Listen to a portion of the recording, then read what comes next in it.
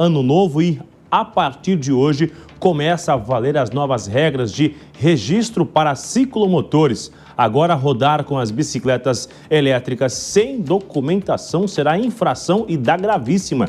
O Daniel Lian está de volta, vai nos explicar o que será necessário para esse registro, como isso vai funcionar, vai ter ali que ter um documento, uma habilitação.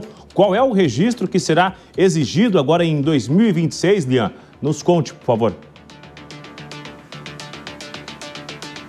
Olha, Bruno, essa nova norma faz parte de uma resolução do CONTRAN, o Conselho Nacional de Trânsito, e estabelece regras para esses veículos ciclomotores e também equipamentos de segurança. Quais são os veículos ciclomotores? São aqueles que possuem 2 ou 3 rodas e ainda motor a combustão até 50 cilindradas ou até o motor elétrico até 4 quilowatts e também aqueles que têm a velocidade final até 50 quilômetros por hora. Se exceder esses limites, aí esses veículos já são considerados motos ou motonetas. E entre as mudanças que já passam a vigorar agora, a partir de 2026, a exigência de CNH nas categorias A para motos ou então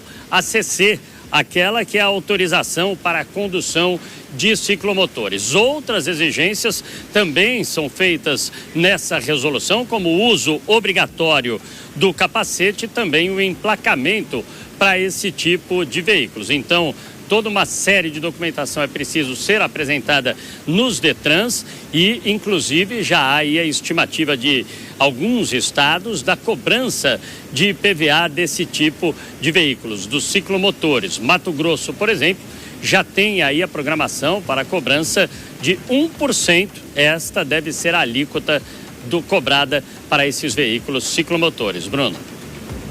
Lian, obrigado pelas informações. Uma novidade, né? Porque teve uma crescente aquisição desses ciclomotores, como são chamados, teve uma venda. Você encontra essas bicicletas elétricas aí por valor entre 5 mil, 4 mil reais, venda online, chega na sua residência, teve uma crescente, né? Alguns até sofreram alguns acidentes e agora então haverá uma regulamentação. O Lian nos contando que já a partir de hoje será necessário algumas documentações, registros, assim como no estado de Mato Grosso. Lian, obrigado pelas informações, pelas explicações. Seguiremos acompanhando, né? Porque é necessário ter registro, ter esta placa e ter também a CNH. Gesualdo Almeida, quero ouvir de você. É uma forma, uma tentativa de segurança para esses condutores ou é uma tentativa do Estado aumentar a sua arrecadação?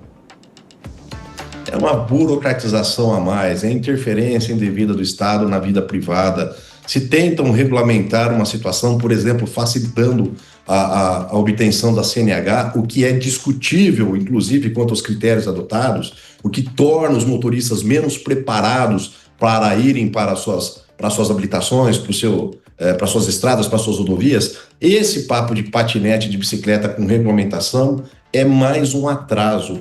A vida tem que ser facilitada pelo Estado. E essas formas de intervenções, essas interferências são absolutamente anacrônicas. Nós precisamos de maior liberdade, de menos Estado nos enchendo o saco da vida. Eu quero também ouvir a Ana Beatriz Rich, que é atleta, já tem um histórico de atleta, faz atividade diariamente, imagino que não anda de bicicleta elétrica para manter a atividade, anda na bicicleta raiz ali, Ana, mas quero ouvir a sua análise também sobre essas novas regras, né? Como Gesualdo estava comentando, quando a gente acha que algo vai facilitar a nossa vida, o Estado acaba complicando um pouco mais, na verdade, né? Não, Bruno, e veja bem, em primeiro lugar, eu não ando de bicicleta porque eu morro de medo. Eu tenho pânico, eu acho que eu não tenho a capacidade de pedalar uma bicicleta, mesmo sendo elétrica. Eu prefiro ir correndo mesmo. Mas brincadeiras à parte, eu entendo perfeitamente o ponto do Gesualdo, eu entendo que seja uma burocratização, mas tem um outro aspecto dessa história, que é o perigo dessas bicicletas e desses patinetes para quem está andando na rua, para quem está andando de carro, e isso precisa de alguma forma ser objeto de regulamentação estatal. Não sei se necessariamente, e essa é uma crítica que eu tenho com certa frequência ao Estado, porque o Estado ele costuma jogar sempre a responsabilidade sobre o particular.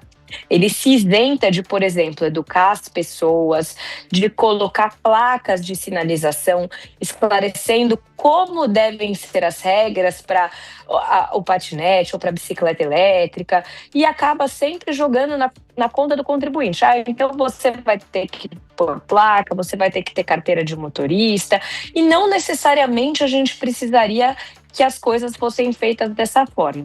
O meu ponto aqui é: trata-se de um assunto que impacta em outras pessoas, que não necessariamente escolheram a bicicleta elétrica como um meio de transporte. E o Estado precisa assumir a sua postura de governo para educar as pessoas a coexistirem com patinetes, com bicicletas elétricas. Com relação a isso, eu acho que é uma falha do Estado exigir apenas registro e placa e não promover a educação das pessoas, a educação do trânsito, para que esses meios de transporte circulem com segurança. Na cidade de São Paulo, por exemplo, você vê patinete no meio da rua, você vê patinete na ciclovia e você vê patinete na calçada. A gente precisa regulamentar para que uma pessoa que esteja andando na rua saiba de onde esse patinete vai vir, de onde essa bicicleta vai vir. E parece que isso o governo não está fazendo. Agora, se de fato o Estado, né, seja o Estado, falo do governo federal, ou do Estado regional ali, Estado de São Paulo, Mato Grosso, enfim, ou qualquer outro Estado, se o Estado vai arrecadar, também será necessário oferecer uma estrutura para que essas pessoas utilizem com segurança. Uma via, uma ciclovia, uma ciclofaixa, isso vai ter que ser colocado em jogo, né? Também não é só arrecadar e não ter uma devolutiva de uma segurança ou de uma infraestrutura para quem vai utilizar e vai seguir essas novas regras. Seguiremos acompanhando e de olho para o que vai evoluir de fato em 2026.